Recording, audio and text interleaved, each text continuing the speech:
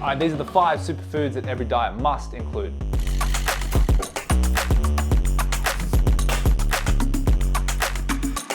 What's actually really good about superfoods, it contains foods, not products. It wasn't created as like a marketing thing to like sell more of another thing. And this is what Google came up with. It says, a nutrient-rich food considered to be especially beneficial for health and well-being. So it's that's more than, that's a better description than regular food. All right, so first food on the list here is we have eggs. I wondered to myself, what was like the top 10 countries ranked by egg consumption? I was like, oh, maybe probably like USA is going to be there. Actually, not even on the top 10. So we got Japan, Paraguay, China, Mexico, Ukraine, Malaysia, Brunei. I've never even heard of that country. Didn't know it was a country. Slovakia, Belarus, and then Russia. So You never heard of Brunei? No. Dude, it's one of the top egg eating countries in the world. never heard of it. Eggs are an interesting one. I mean, obviously you can go down the Rocky Balboa route and you can go raw eggs in the shaker, which I have done. I did do for a very long period of time. I do think you burn out. I burnt out of the raw eggs, but just goes to show, and that is an easy way to have them, and it digests very, very well. You can go Jay Cutler, 30 eggs a day.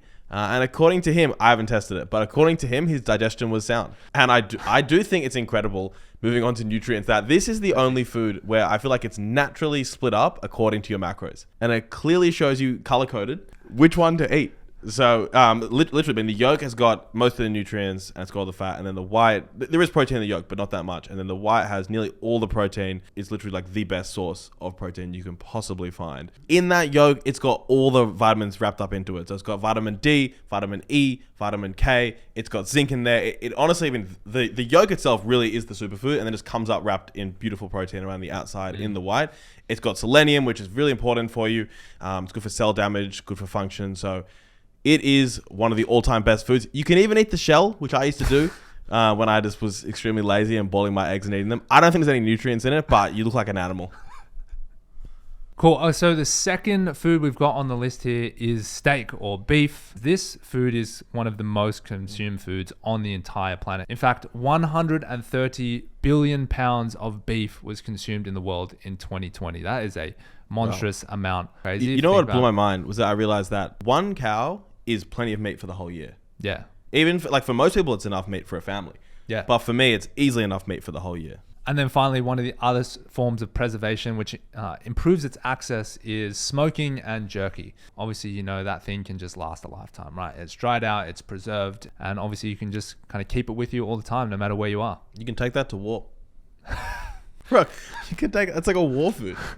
If I was going to battle, I'd beef jerky. And in terms of digestion, I would go far as to say that not many things digest better than meat. I mean, pretty much when you do elimination diets or carnivore diets to like find out anything you could be not tolerating well, you still keep meat in. And I also think that people can use it well because it digests very slowly. So if you're ever doing like a weight loss phase or a cutting phase, it's just going to sit in your stomach and just help with fullness for a long period of time. Vitamin B12. So there's tons of that in meat, which is why it's such a good source for it.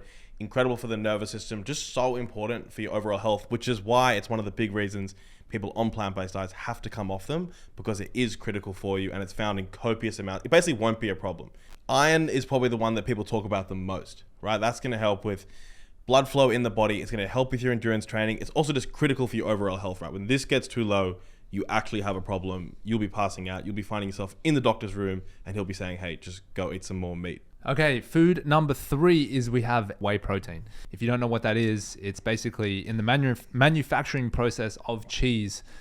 Whey is basically an offcut. It's kind of like discarded for a long time, but then food scientists realize, hey, this is actually a really high quality protein source. It's full of the essential amino acids that we need for muscle building, protein synthesis, all that good stuff. So one of the best things about whey is obviously it comes as a dry powder, right? So you can transport this thing around with you everywhere, right? It's the most popular supplement in the world by far. Pricing is pretty reasonable, right? Mate, it's actually cheap compared to getting the protein from food. It's actually really cheap. This point, I'm pretty sure there's every single flavor. I mean, there's like strawberry milkshake, pina colada, peanut butter. There is every flavor. Like, you name it. There's stuff out there. You can even get unflavored whey if you're a savage and like you want to save money and you don't care about taste. I've had that before. It's disgusting, but there's just so many flavors out there and so much taste out there that really at this point, like, you can find whatever you want to suit your taste buds. what's amazing about whey is that lots of people that can't tolerate dairy will find a particular brand or a particular type of whey protein that actually they tolerate really well. Insanely high source of the essential amino acids, full profile.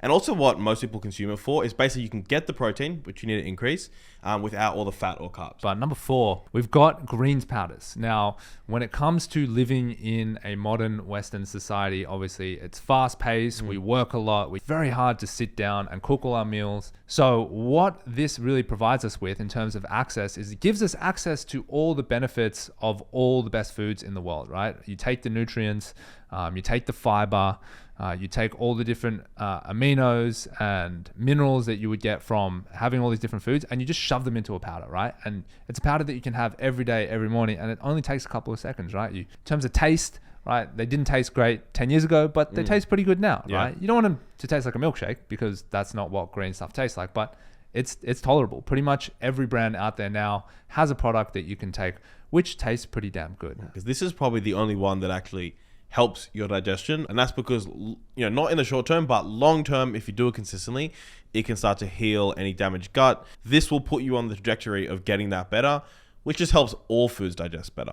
Okay, and the 5th food, salmon. Salmon is consumed in over 100 countries across the world. So you can get it as farmed as well as wild caught, which means they can kind of mass produce. Makes a big difference. I know some people ethically you disagree with that stuff, but it's beside the point for this video.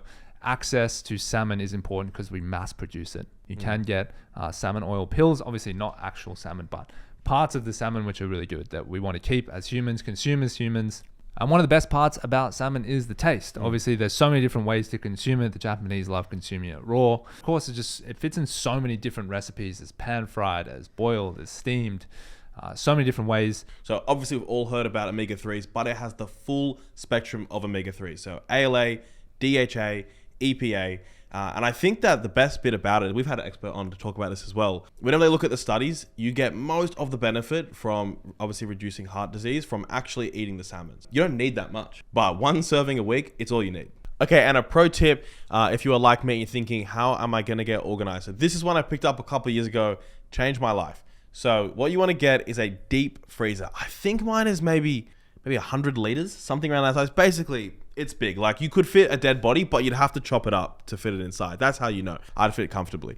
So you want to get that deep freezer at home. And then what you can do is just buy your meat in bulk. So I'll typically buy like 30 to 40 kilos of meat in one go.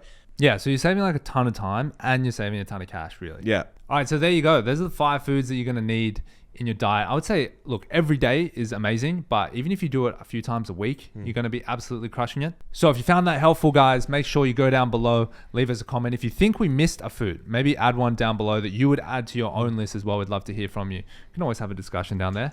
And then if you enjoy this, if you want to join the community of the project, make sure you hit subscribe. We love you as always. Hit thumbs ups as well. See you on the next video.